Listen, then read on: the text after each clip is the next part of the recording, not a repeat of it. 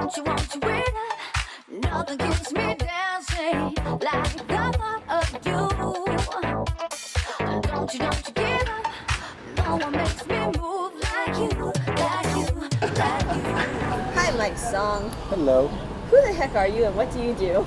My name is Mike Song, and I am a professional choreographer, dancer. How, where, and why did you get the idea to do a video with your mom parodying Gangnam Style? So my mom takes line dancing classes, and she's always asked me if I could come and teach her class. And so I ended up teaching my mom some steps just to test how good she was. And then I started realizing that she has a crazy learning ability. So once I realized she could learn really fast, I started teaching her more and more moves. And then I realized that I had to film a video because I was like, oh my gosh, her skills are crazy. And I was just like testing moves out on her. Was she dancing like for a while or like? She had done line dancing for 3 years. And then, but before that, never before. Nothing. Yeah. It's almost like genetic then, would you say? Oh, for sure. She's a natural. She's definitely a crazy, crazy natural. She has no experience with any other styles. And line dancing, I don't know if you've seen it before, but it's like a lot of just step touches and just like simple footwork. But yeah. She's like picking up crazy arm intricacy type stuff like on the fly. So like stuff that took you years to do. Yeah, totally. Years to master. Yeah. She gets it. Yeah. So you went into like teach her class and stuff. So after you figured out like, oh, mom can learn easily. I didn't go to teach her class. I was kind of skeptical of teaching her class because I didn't want to teach too difficult of stuff to her class. And so when I taught her as like a test. Yeah. And I was testing out moves on her, and I saw that she learned really fast, and I was just cracking up. And then that's when I was like, okay. And so I was just testing out like what looks funny on her. Yeah. And then I was like, okay, we're gonna record a video, and I was just doing like things I thought would look funniest on a mom. Yeah. And that's how that routine came about. Why Gangnam Style? Was this because it was like it was getting big, it was blowing up? That too, but like it also seemed so appropriate because that's like my mom already knew that song too. It's a song that my mom actually knows. I mean, I'm Korean, so she already knew about it before it blew up, like in the early stages. So I was like, my mom knows the song already. It only makes sense. Did she think it was like super funny and stuff? Yeah, I mean, she was just having fun the whole time. She was just like super training, taking it seriously. Because I was just like giving her some basic stuff, and I was like, no, just do it however you want to do it. Even you just trying it is cute, you know? And she's like, no. And she was like trying to get it perfect. And I was like, whoa. That's pretty cool. Were you expecting such like a huge, like overwhelming positive response? Definitely was not expecting like the response that it got. I knew like people would 6 million views. Like I wasn't expecting that. I knew like doing a video with my mom would like be probably funny to watch, but I didn't think it would end up like that. And of course, what was it like performing on the Ellen show? Everyone loves her. It was cool. Ellen was awesome. She was really nice. That whole staff there was really nice too. My mom just had like an awesome time. It was really cool experience for the whole family all together.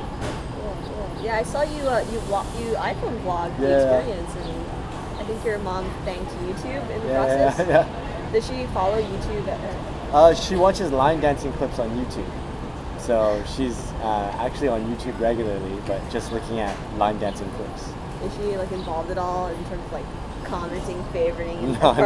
part of the community? Definitely not. She doesn't do any of that. She just searches line dancing clips and watches them all day long. What about your stuff? Oh yeah, she watches my stuff like all day long too. Does she share them? Does she share them with her buddies at all? Yeah, she like totally like her friends are like watching my videos and stuff too, and like sometimes I'll like catch her like just like watching my videos and just laughing. That's awesome. Family support. Yeah, that's cool.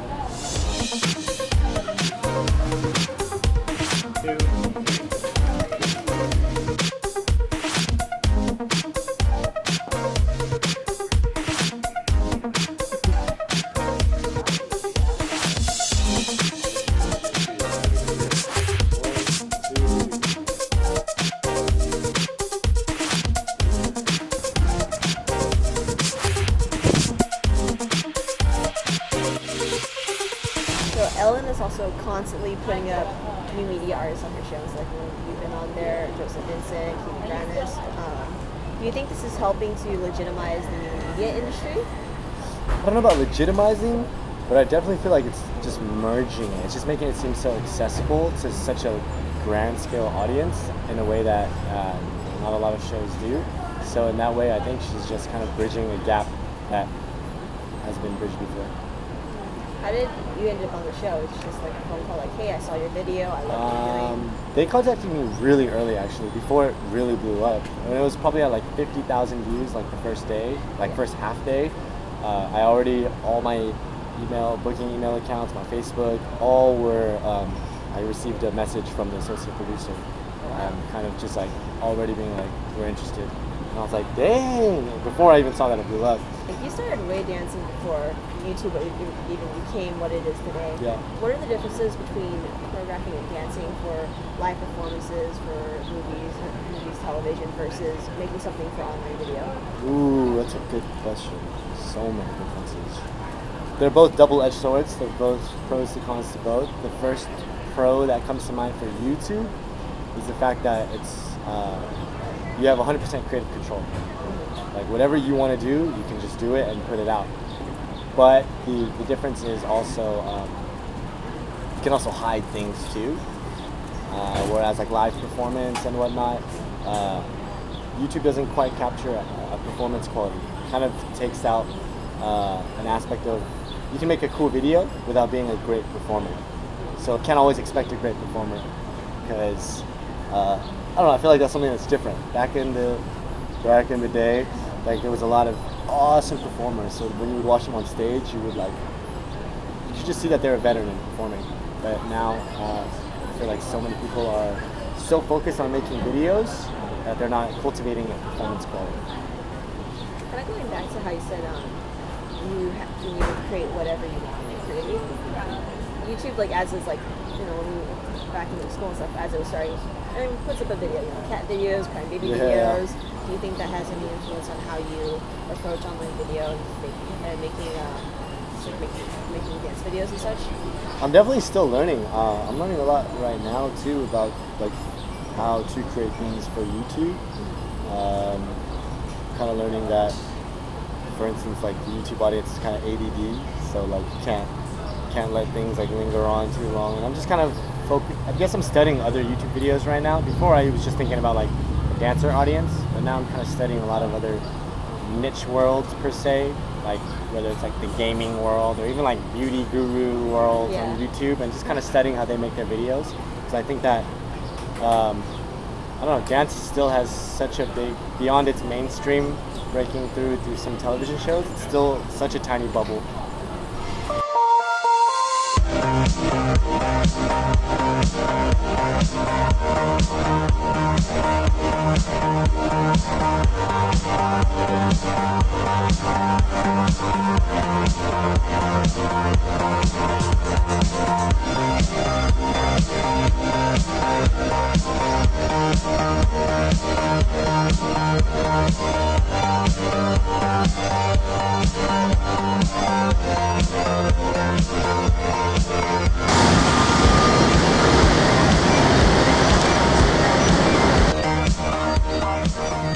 Walk me through like what your creative process is. My first motivation in my creative process is always music. Always, if I find a song, it's like instead of like figuring out a story that I want to do, I'll listen to the song and then I just kind of imagine like, kind of like a movie soundtrack. Yeah. It's kind of like think like, what does this song feel like picture-wise? And then when I see what it looks like, then I'm like, okay. Then I'll start choreographing. I'll pick like a section of the music to kind of figure out how I want to choreograph. I start choreographing, pick apart the music, and then I just pick a location that matches the story, and then it goes there. But yeah, it all roots back to the music. The music kind of tells. I feel like the music is just like is the guide, and I'm like, oh, okay, it should be this then, and it should be this, and I'm just reading the music and putting it into the tangible form. Like, would you ever branch out to do, I guess, like more web series or stories, or have more, I guess, maybe even interactive videos where they're linking to each other? Yeah, I'm part of a group called Kinjas, and we are basically it's like a dance anime, and we're doing a basically webisode series of dance concept videos that's building upon stories about a group of brother ninjas, but intertwined with dance as well. And I have another webisode storyline called MS Doom, which is like my own character with the linoleum. It's for Linoleum. Yes, Mrs. Miss, Linoleum. oh, Mrs. Yes, Miss Linoleum. But yeah, it's like just stringing along because I'm really into anime and comics, fantasy in general. So I just like mixing the two worlds. So it's like creating little stories to go along with the dancing. Like obviously dance is your passion. Yeah, Do you see yourself doing anything else besides dance? Like I think film. That's the main thing. My biggest passion is entertainment. Like I feel like dance is the weapon that I just fell into. Or not weapon, but I would say like style. If it was like martial arts and someone's Yeah. just interested in fighting, they just grew up in like the Shaolin monk school, and this is just the school that I fell into of dance. But in general, entertainment is like my biggest passion. So I know that I'll gravitate towards film and direction and whatnot. so with like entertainment stuff and your own content, Yeah. what is it that you're trying to tell people? What's the story the message that you want to leave your mark in? Yeah, I guess my biggest thing would be just the concept of passing on positive energy. And what I mean by that is like the power of like encouraging people. Because I feel like for me, the biggest moments that changed my life were when people gave me encouragement. And I feel like there's so much judgment, and I mean that's natural. Everybody has that kind of mindset. We're all human, but Yeah. it's like at the same time we should just balance that out with encouragement as well, because the more you pass it along, that's contagious, you know. So I think that paired with I love being able to take anybody away. I'm a fan of anything that takes me out of the real world. When I watch fantasy stuff, it just makes you so happy and inspired to just think beyond this world. So I love anything of that realm. So to mix that, the concept of positivity, along with just out of this world, make you feel like a kid again, that's like what I love. You're a big kid at heart. Pretty much, yes. But like, you're very like positive and encouraging. But with, as we said, touched on earlier, YouTube is pretty much like everyone has this veil over them where they can comment and say whatever without Yeah. really having to have a face-to-face confrontation. Yeah. Like, how do you deal with like negative comments or like dislikes and stuff in the videos? Especially when like you're trying to say like, hey, I'm trying to make something for you that's Yeah. inspiring to you, that's Totally. good for you. Yeah. I just kind of am assuming that, I mean, I could be wrong. It's easy to just be like a bad kid and just write whatever you want on anything, you know what I'm saying? You're just like, man, this sucks, and you just say what's your mind. So, Zanga days? yeah, you know, you just kind of like, everyone has their own opinion, you know, and like they're not realizing, I know a lot of times they're not trying to be like, I want you to die, or like they're not necessarily directing that energy at me. I'm just kind of accepting, like, they're just saying their opinion. They're not like face to face with me, like trying to put it at me. They're just saying what's on their mind, and that's cool. And as long as there are some people that are feeling it, that's what helps me balance it out. Because I mean, I think if it was all, you suck, quit now, you suck, quit now, I'd probably be like, dang, this is not feeling good. But I think the balance of the positive feedback that I get back helps me to just, whenever I see negative comments, I'm just like, this person's a little angry. I'll let them be angry, it's all good. So are you doing any other shows? We're working on Dance Showdown. Season 2? Season 2 of Dance Showdown. That's actually going to air pretty soon. Your role is like teacher and mentor? Teacher, mentor, and also performing with them too. Like we perform a duet with all cool. with all of them. Yeah. It's like a YouTube version of Dancing with the Stars, where it's dance experts are paired with YouTube celebrities to teach them a dance, and then we perform and we're judged on that. And there's voting system, and the winner gets $100,000. So for anybody who's watching this, vote for us. Cool. Yes. It's just way souped up from season 1. If you ever watched season 1 of Dance Showdown, that was cool. But season 2 is like all new setup. Everything is just bigger and better. So, yeah. With everything that you've achieved so far, where do you see yourself going? I have, out of the many, I have one big dream. One of my big dreams is that I want to have my own theater show. I like to call them dancicles. And even though there are musicals right now that exist with dancing, my idea is kind of that it's a it's a show that's headlined by dancing, as opposed to dancing just being the bonus cherry on top. It's headlined by dancing, but the stories are intertwined. But it's a really high level of dancing, particularly street styles, being incorporated with each other with some humor and fantasy involved. I mean, there's several things that exist. There's also like a dream would be, I know that there's a Batman show that exists right now, like a live action Batman show, and I would love for that to have something with like street dance incorporated. Because the director of the Batman show is named Anthony Van Last. I worked with him on a project called Blaze, which is also it's a show headlined by street dancing, but that's in Europe. And in Europe, these shows headlined with dancing exist a lot. It's just in the U.S.